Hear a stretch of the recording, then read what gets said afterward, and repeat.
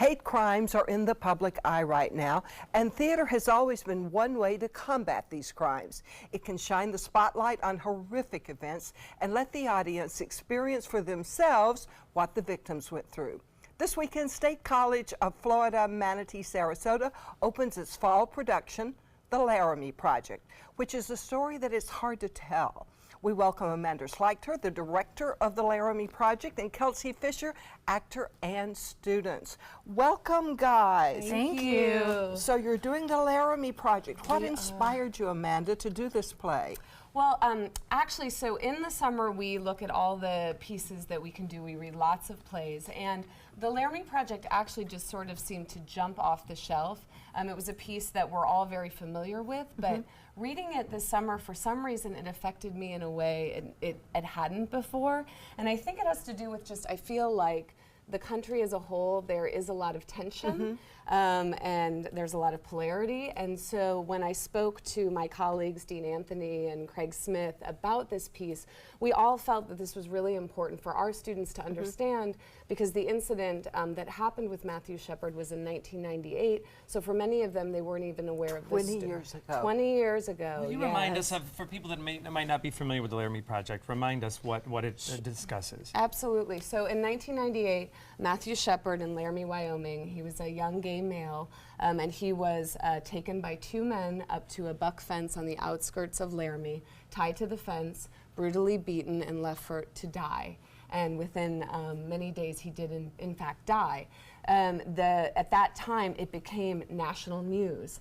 The whole country became involved, and it really shed light on hate crimes in this country. And out of that, Moises Kaufman and the Tectonic Theater Project, they went to Laramie, Wyoming. They conducted over 200 interviews in the course of a year. So through that, plus medical documents and court transcripts, journal entries from the theater artist, that's actually what the piece of theater is. So it's not based on facts, it is the facts. It is the facts. It's not embellished in any all. way. No. This is called verbatim theater? Exactly. And so what it is it's word for word. Now the theater artist may devise the order in which the play goes, and it's actually something called moment work. So what that is, it's like a moment in time. And so the play goes from one moment to the next moment. So you meet all these different people that are true live human beings from Laramie, Wyoming. And our students, they play multiple roles. So they're playing 5 to 6 characters each. Yes, so it's very exciting. They make character shifts with costumes and physicality and voice. It's terrific. It's fun. Kelsey, how did this affect you? Did you know the story? Honestly, I had no idea about the entire event until this play, actually until auditions. And it's really affected all of us students, because the first read-through we did, just reading it, we were all sobbing, of course, but we were just thinking, like, this is not human for someone to do this to another person. And it sort of separated us, too, from, like, you're different from me, and we really don't pay attention to those differences. We're all the same, we're human, so we should not be treating each other that way. And it's just, it makes you want to step out of the theater, and after doing this, it makes you want to show an act of kindness. It makes you want to actually truly ask, how are you? So you had to step into the roles too of the bad guys. What was that like? Well, fortunately, I don't play that. You don't get to play that. But I know it is very hard, because it's not something we're used to, especially our generation. Yes. And does it make you want to maybe do something about bad things that go on in our society? Oh, yes, of course. Constantly.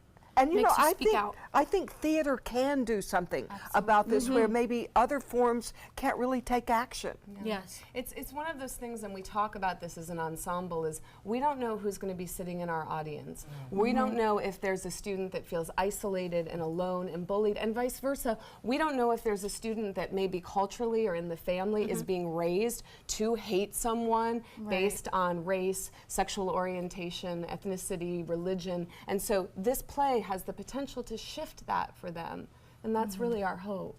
Well, you have a great theater department, don't you? We have a fabulous theater department, and yes, and we offer, I think many people don't know, we have scholarships. Kelsey's one of our full scholarship students. We have partial scholarships. See, we could have had you, Joey. I would have recruited you, absolutely.